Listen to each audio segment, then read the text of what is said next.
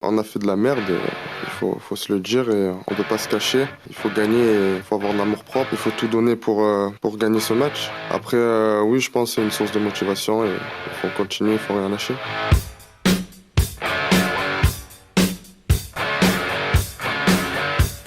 Et salut tout le monde, bienvenue dans la quotidienne, la victoire ou les abîmes. Ouais, ce soir pour l'OM, 4 défaites en 4 matchs. On le rappelle, pour les Olympiens, ils veulent laver leur honneur et se racheter dans une Ligue des Champions où pour le moment ils ont... On a fait de la merde, il faut se le dire. Et c'est pas la première fois qu'on entend ça, hein. Ouais, l'OM dans cette Ligue des Champions, c'est... C'est à l'OM qu'a tombé cette merde. Et c'est pas la deuxième fois non plus qu'on entend ça. Non, vraiment, cette saison, l'OM en Ligue des Champions, c'est... On fait de la merde comme ils l'ont dit et... Bon, une petite dernière au cas où, si vous n'avez pas encore capté que cette saison, c'était très compliqué. On est là et on fait de la merde. Et André Villas-Boas donc est passé en conférence de presse avant le match de ce soir face à l'Olympiakos, le coach marseillais qui reconnaît que cette campagne européenne de l'OM est un véritable échec tout simplement dans sa carrière d'entraîneur. Oui, on a beaucoup de malchance, beaucoup d'erreurs, beaucoup de naïveté. Moi-même, pour moi, c'est une grosse expérience. J'aime bien parler de mes échecs dans ma carrière. Et, ça va être un échec que je ne vais jamais récupérer. Et malheureusement, pas de retour au Vélodrome ce soir pour Valbuena. Il est absent, l'ancien Marseillais. C'est dommage, on aurait aimé le voir jouer face à ses anciens coéquipiers. Mais non, pas de Valbuena. Sim, o Mateu está lesionado e não está para jogo. Veio connosco porque é elemento importante do grupo, mas não está disponível para jogo.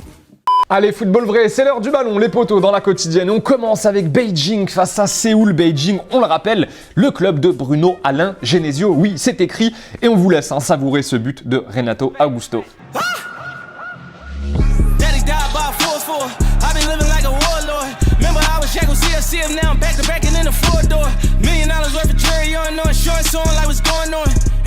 Ben Folami, joueur de Melbourne en Australie, belle inspiration sur ce petit ballon lobé en extension. Pas facile ce geste, franchement, c'est beau.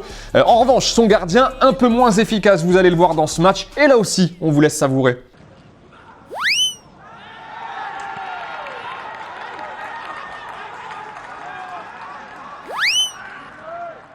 Allez, on revient à la Ligue des Champions et à Manchester City. On n'a clairement pas les mêmes problèmes qu'à l'OM. Non, 4 victoires en 4 matchs pour les Citizens depuis le début de la compétition. Ederson en conf hier. Alors on savait que son jeu au pied était efficace à Ederson. En revanche, on ne savait pas qu'il était encore meilleur que De Bruyne. Ouais, c'est lui qui le dit. Eu não treino, é muito difícil, treino mais pênalti. Nos pênaltis, eu sou o melhor batedor, mas ele não me escolhe para bater, mas tudo bem.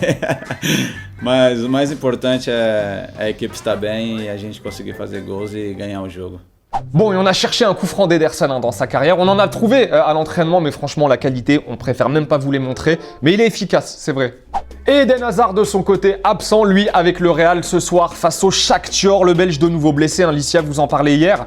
C'est dur pour Hazard qui ne voit pas le bout du tunnel avec toutes ses blessures depuis son arrivée au Real. Sans oublier le Covid récemment, mais soutien total de Zinedine Zidane qui n'en doute pas, son joueur reviendra au top. Es jodido para él y para nosotros, pero él está fuerte.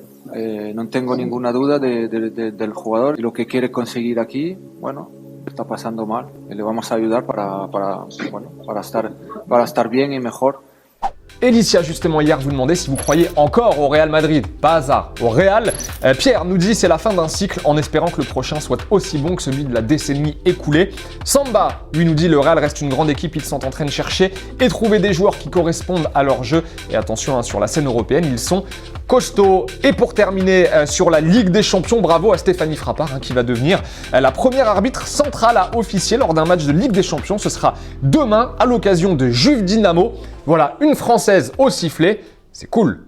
Et un mot de la Coupe de France, tenez avant de nous dire au revoir et ça sent de plus en plus mauvais pour l'édition 2020-2021 de la Coupe de France. Petit déclat de Noël Le Graët hier chez nos confrères de France Télévisions. C'est presque cuit. Je ne vois pas comment disputer cette compétition dans les dates, sauf à jouer jusqu'à fin juillet. Voilà, très compliqué. Petite question du jour, selon vous, est-ce qu'il faut annuler cette édition de la Coupe de France? Est-ce que ce serait une très bonne idée ou alors vous avez des arguments pour qu'on la joue malgré tout? Dites-nous ce que vous en pensez, 2 commentaires seront sélectionnés demain. Et c'est la fin de la quotidienne, les amis. Merci de nous avoir regardés. On va se quitter en images et en musique. On vous embrasse, portez-vous bien. Bonne soirée Ligue des Champions avec, on l'espère, une victoire de l'OM. Et on se retrouve demain. Salut! for time. Counting down 3, 2, 1. I'm falling in the burning sun. Up and alive in the sky. On the 3-4 parachute jump. 45 feet, no cloud. I'm falling at the speed of sound. Not sure that I will survive. Et n'oubliez pas les amis d'aller jeter un coup d'œil aux autres contenus exclusifs de Téléfoot. On est toujours là pour vous, et oui. Et on n'oublie pas aussi, évidemment, d'aller s'abonner. Salut.